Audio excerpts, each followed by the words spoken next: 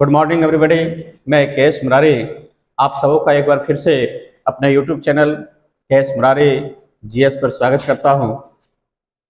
आज के चर्चा के विषय में बंगाल विभाजन पर चर्चा कर रहा हूं और आशा है आप इस चर्चा के विषय का वीडियो में आप अंत तक बने रहें और बने रहने के बाद आप इस चैनल को अधिक से अधिक शेयर करने की कोशिश करें और लाइक कर कमेंट करें। बंगाल विभाजन की बात कर रहा हूं चूंकि 20वीं शताब्दी के प्रारंभ में भारत में राष्ट्रवादी चेतना काफी मजबूती से उभर कर सामने आ रहा था और इस राष्ट्रवादी चेतना का जो महत्वपूर्ण गढ़ था, महत्वपूर्ण केंद्र था, वो बंगाल हुआ था। चूंकि बंगाल अर्थव्यवस्था के दृष्टिकोण से काफी मजबूत था और कहा जाता है कि जहां अर्थव्यवस्था मजबूत होती है वहां राजनीतिक चेतना भी काफी मजबूती से उभरता है। बंगाल एक ऐसा प्रांत था जो व्यापारिक दृष्टिकोण से काफी महत्वपूर्ण था ब्रिटिश के लिए भी, और शोषण के उपकरण भी बंगाल प्रांत से ही प्रारंभ हुआ था ब्रिटिश के द्वारा। तत्कालीन वायसराय लॉर्ड कर्जन काफी प्रतिक्रियावादी नीति को अख्तियार किए हुए था, तो कर्जन की प्रतिक्रियावादी नीति के कारण भारत में राष्ट्रवादी चेतना और मजबूती से उभरकर सामने आया। बंगाल विभाजन के समय बंगाल की जो कुल जनसंख्या थी वह 7,85,00,000 थी। विभाजन के समय कुल जनसंख्या 7,85,00,000 थी। बंगाल विभाजन के समय कुल जनसंख्या 7,85,00,000 थी और इस समय बंगाल में आधुनिक बिहार, झारखंड, उड़ीसा और बांग्लादेश शामिल था। 1874 ईस्वी में असम बंगाल से अलग हो गया था। 1874 ईस्वी में ही असम बंगाल से अलग हो गया, बंगाल से अलग हो गया। उसके बाद जो जगह जो प्रांत बचा था उस बंगाल में जो है सो आधुनिक बिहार, झारखंड, उड़ीसा और बांग्लादेश शामिल था और उसकी कुल जनसंख्या 7,85,00,000 थी। तत्कालीन गवर्नर जनरल लॉर्ड कर्जन ने बंगाल विभाजन को एक प्रमुख कारण प्रशासनिक असुविधा बताया। चूंकि बढ़ते राष्ट्रवादी चेतना को कमजोर करने के लिए बंगाल विभाजन एक नए उपकरण के रूप में ब्रिटिश के द्वारा लागू किया जाना था, क्योंकि बंगाल विभाजन ब्रिटिश को एक अपरिहार्य बन गया था। कारण कि यदि संयुक्त बंगाल रहेगा तो राष्ट्रवादी चेतना काफी मजबूत रहेगी और राष्ट्रवादी चेतना मजबूत रहेगी तो ब्रिटिश के लिए परेशानी का सामना करना पड़ जाएगा। वैसी स्थिति में लॉर्ड कर्जन ने बंगाल विभाजन का कारण प्रशासनिक असुविधा बताया और बताया कि बंगाल एक बहुत बड़ा प्रांत है और इतने बड़े प्रांतों पर प्रशासनिक कार्य सुचारू रूप से संचालित कर पाना असंभव है। वैसी स्थिति में बंगाल का विभाजन वो अपरिहार्य मान रहा था, आवश्यक मान रहा था। लेकिन वास्तविकता कुछ और था। वास्तविकता कुछ और था कि जैसे कि बताया कि राष्ट्रवादी चेतना को कमजोर करना उसके लिए बहुत जरूरी हो गया था। इस बात की जानकारी तत्कालीन भारत का राज्य सचिव जो था वो रिजले बताया। रिजले ने 1904 ईस्वी में कर्जन को एक पत्र लिखा था। उस पत्र में लिखा था कि संयुक्त बंगाल एक बहुत बड़ी शक्ति है और विभाजित बंगाल जब हो जाएगा तो बंगाल का जो दिशा और दशा होगा वो अलग हो जाएगा, परिणाम स्वरूप ब्रिटिश के शासन करना आसान हो जाएगा। ये रिजले के पत्र के माध्यम से देखने को मिलता है जो कर्जन को लिखा था कि संयुक्त बंगाल जो है सो एक बहुत बड़ी शक्ति है और वैसी स्थिति में ब्रिटिश की सत्ता यह संचालित करना आसान नहीं है, तो वह परिणाम स्वरूप बंगाल विभाजन आवश्यक है और बंगाल विभाजन जब हो जाएगा तो यहाँ की जो दशा और दिशा होगी वो अलग होगी और ब्रिटिश के लिए सत्ता संचालित करना आसान हो जाएगा। बंगाल उस समय चूंकि राष्ट्रवादी चेतना का एक महत्वपूर्ण गढ़ हुआ करता था, बंगालियों में प्रबल राजनीतिक जागृति थी, राजनीतिक चेतना जागी हुई थी, जिसे दबाने के लिए करजन ने बंगाल विभाजन को क्रमशः हिंदू और मुस्लिम वाले दो भागों में बांटने और आपस में लड़ाने की नीति अपनाई गई। और यही से कहा जाता है कि ब्रिटिश की डिवाइड एंड रूल की पॉलिसी, विभाजन और शासन करो की नीति लागू करना प्रारंभ कर दिया। न कि कारण प्रशासनिक बता रहा था, लेकिन उसके अंदर हिंदू और मुस्लिम दो अलग समुदायों में बांटकर राजनीतिक चेतना को कमजोर करना करजन का एक प्रमुख उद्देश्य था बंगाल विभाजन के संदर्भ में। करजन ने 20 जुलाई 1905 को बंगाल विभाजन के निर्णय की घोषणा कर दी। कब? तो 20 जुलाई 1905 को बंगाल विभाजन की घोषणा की। बंगाल विभाजन की घोषणा करजन ने किया था 20 जुलाई को, और इस घोषणा के परिणाम स्वरूप 7 अगस्त 1905 7 अगस्त 7 अगस्त 1905 7 अगस्त 1905 को कलकत्ता के टाउन हॉल में स्वदेशी आंदोलन की घोषणा की गई। स्वदेशी आंदोलन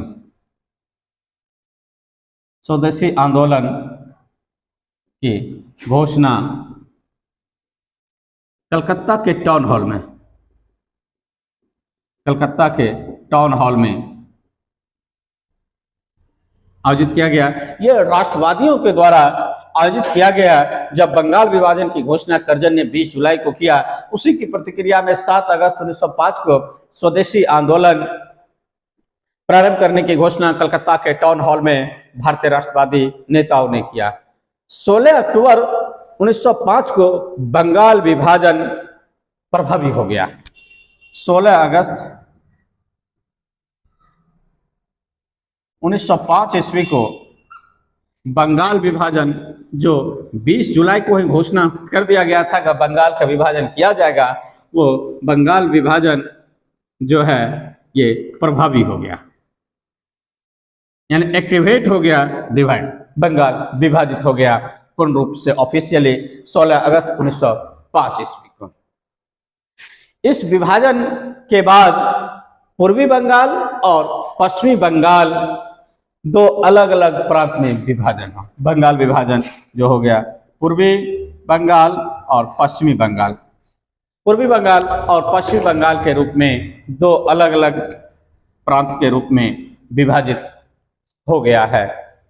16 अगस्त 1905 को पूछेगा कि बंगाल विभाजन कब प्रभावी हो गया, तो 16 अगस्त, और घोषणा कब हुआ बंगाल विभाजन किया जाएगा, तो 20 जुलाई 1905 ईस्वी को। पूर्वी बंगाल में असम के साथ साथ पूर्वी बंगाल के कुछ जिले जैसे राजशाही, ढाका, चटगांव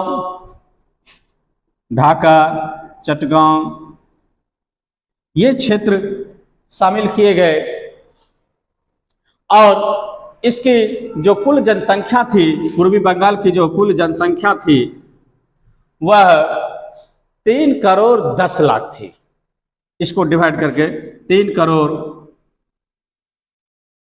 10 लाख, 3 करोड़ 10 लाख पूर्वी बंगाल की जनसंख्या को विभाजित किया गया था, जबकि कुल क्षेत्रफल जो था वह 1,05,040 था। 1,05,040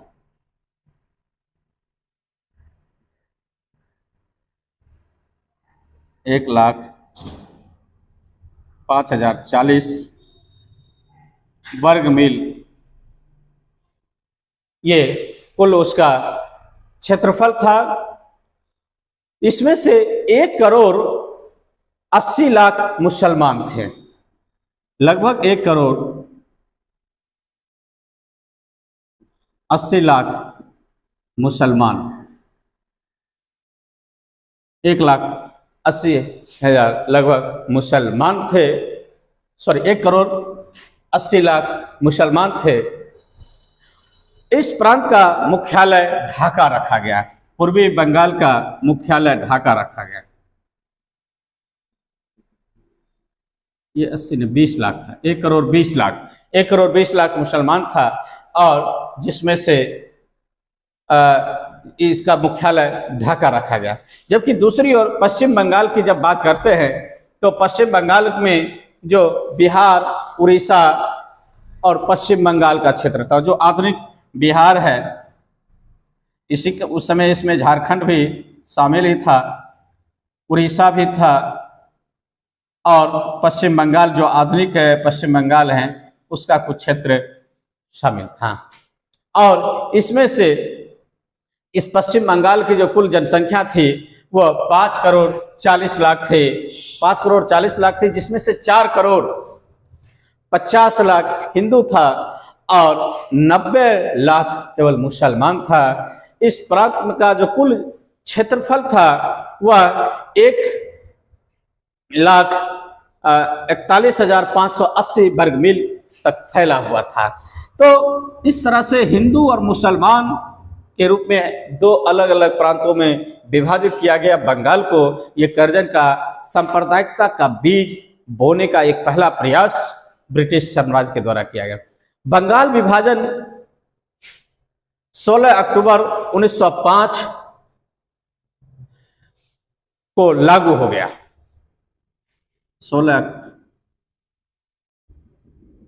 1905 को लागू हो गया।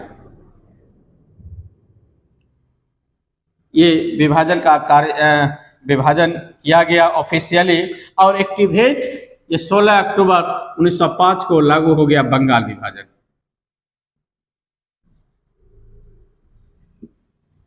इस दिन ऑफिशियली साइन हो गया और एक्टिवेट 16 अक्टूबर 1905 को बंगाल विभाजन लागू हो गया। ये अगस्त नहीं, अक्टूबर ही था, यही अक्टूबर था।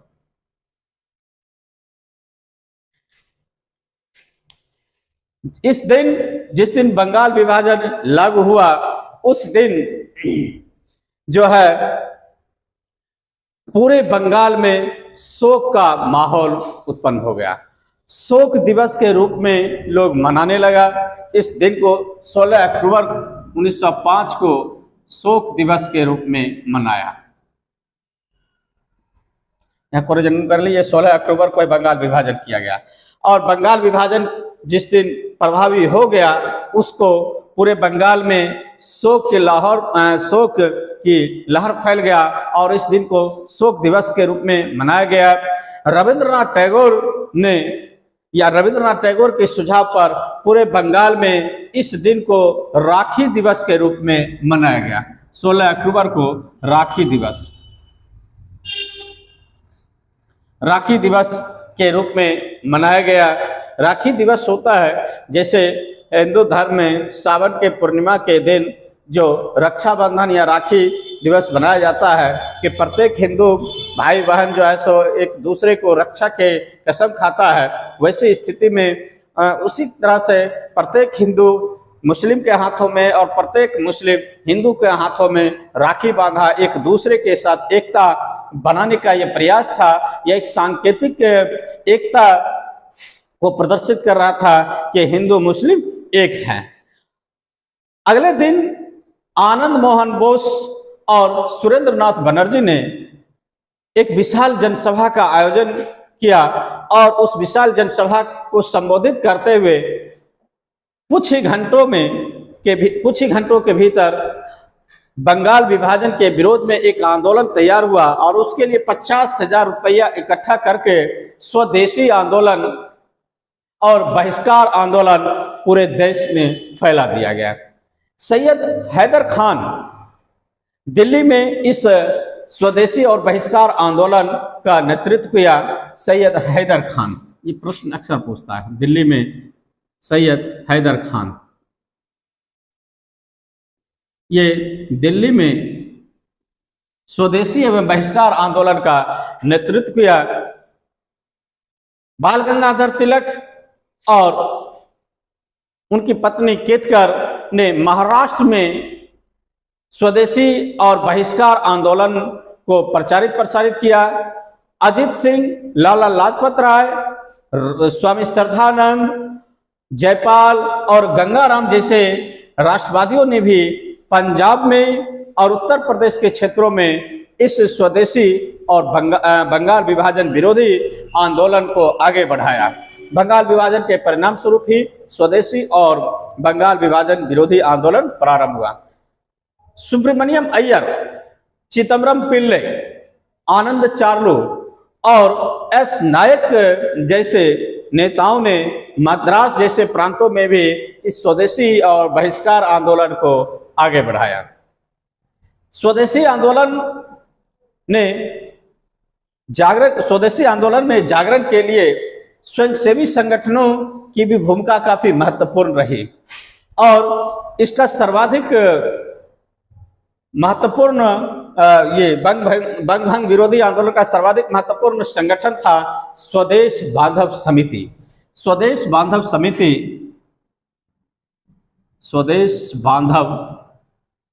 समिति ये स्वदेशी आंदोलन और बहिष्कार आंदोलन के संदर्भ में एक महत्वपूर्ण संगठन था और बरिशाल में, बंगाल में था, बरिशाल में एक अध्यापक अश्विनी कुमार दत्त के नेतृत्व में स्वदेश बांधव समिति का गठन किया गया और वैसे स्थिति में इसकी अन्य शाखाएं भी कई जगह खोल दिया गया।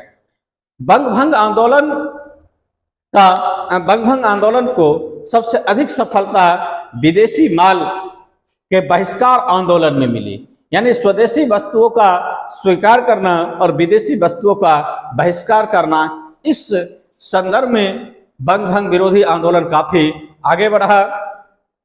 स्वदेशी माल की सप्लाई और उसको विभिन्न स्थानों पर पहुंचाने के लिए कई स्वदेशी स्टोर खोले गए थे, जिसमें आचार्य प्रफुल्ल चंद्र राय यानी पीसी राय ने बंगाल केमिकल स्टोर्स की स्थापना की। बंगाल केमिकल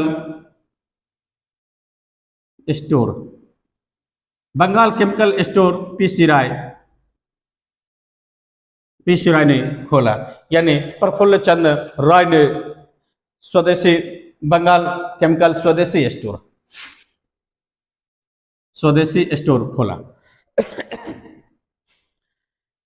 न केवल विदेशी वस्तुओं का बहिष्कार बल्कि विदेशी शिक्षा का भी बहिष्कार किया गया और स्वदेशी शिक्षा पर बल दिया गया। स्वदेशी का मतलब न केवल अपने देश का वस्तु बल्कि अपने देश की शिक्षा, स्थानीय शिक्षा को भी बढ़ावा देने के लिए राष्ट्रीय शिक्षा के क्षेत्र में भी 8 नवंबर 1905 को रंगपुर में नेशनल स्कूल की स्थापना की गई और 15 अगस्त 1906 को सदगुरु दास बनर्जी ने राष्ट्रीय शिक्षा परिषद की स्थापना की।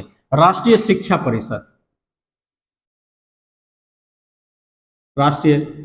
परिषद की स्थापना सदगुरु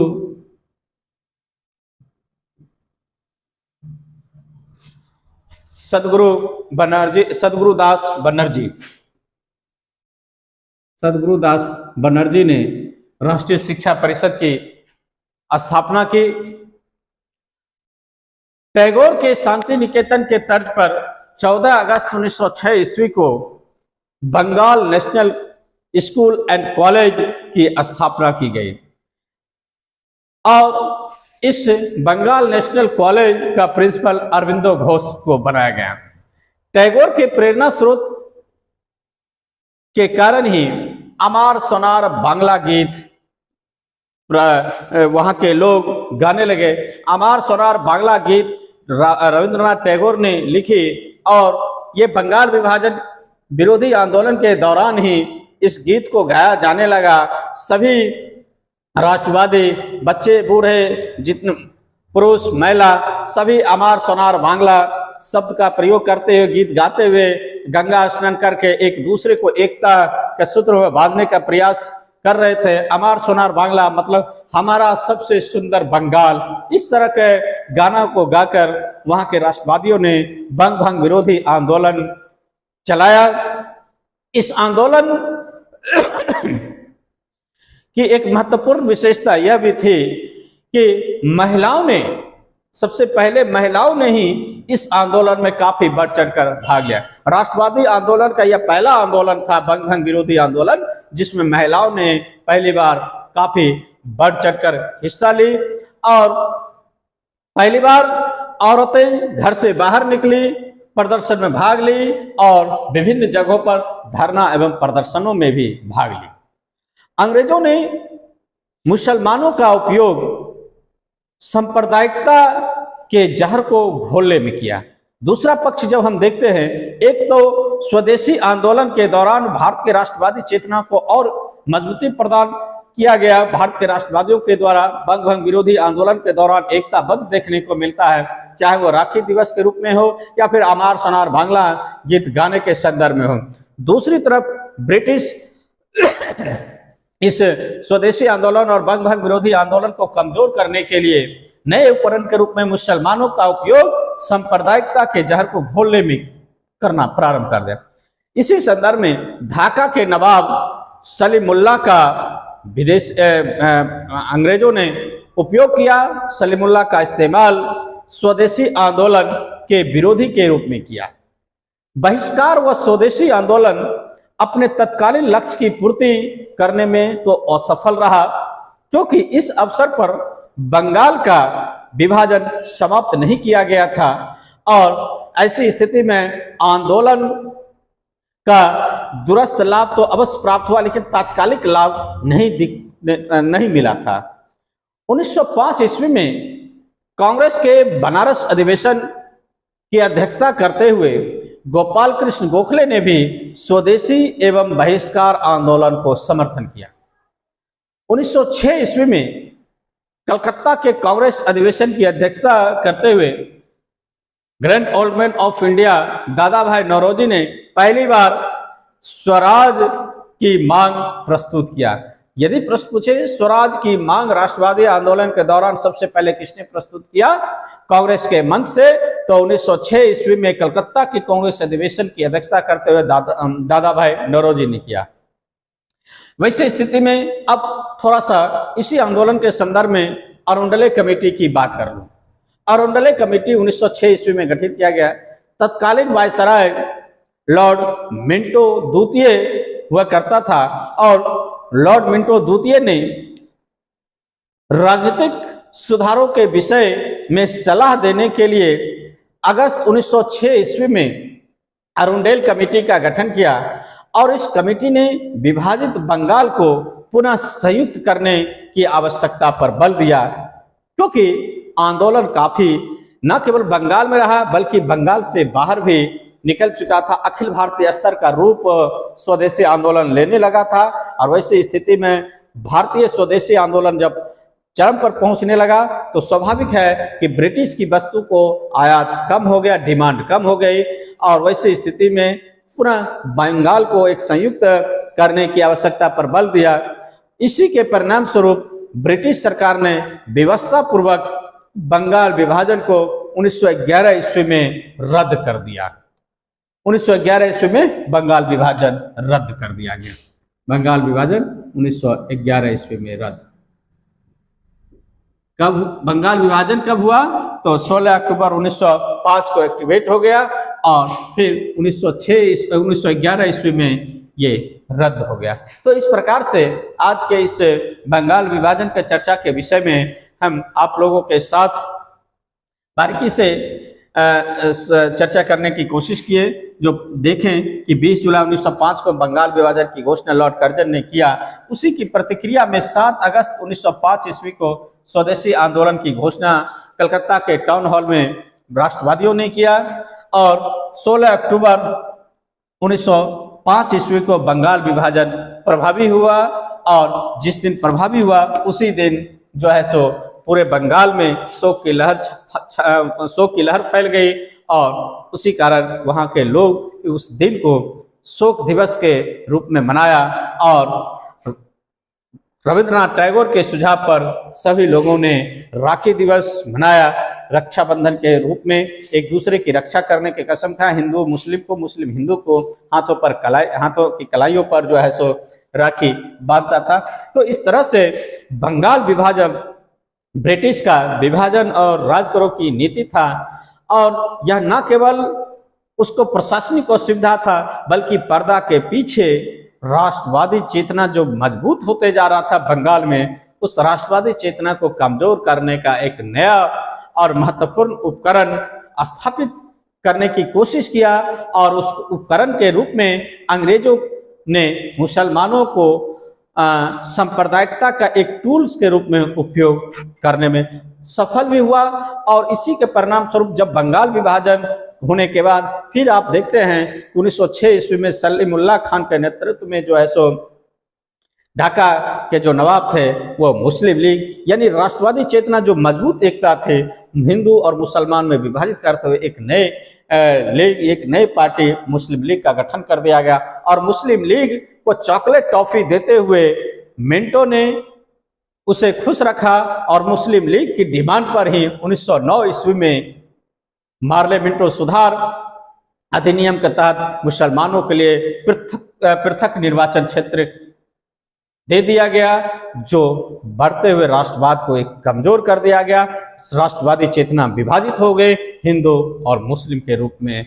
तो इस तरह से आज के बंगाल विभाजन के परिदृश्य में हम लोग बहुत सारे सिनेरियो को देखने की कोशिश किए हैं। आशा है कि आपको अच्छा लगेगा और अच्छा लगने के बाद आज के इस वीडियो को आपको लाइक करते हुए कमेंट कर इस चैनल को अधिक से अधिक शेयर कर और सब्सक्राइब करें। Thank you.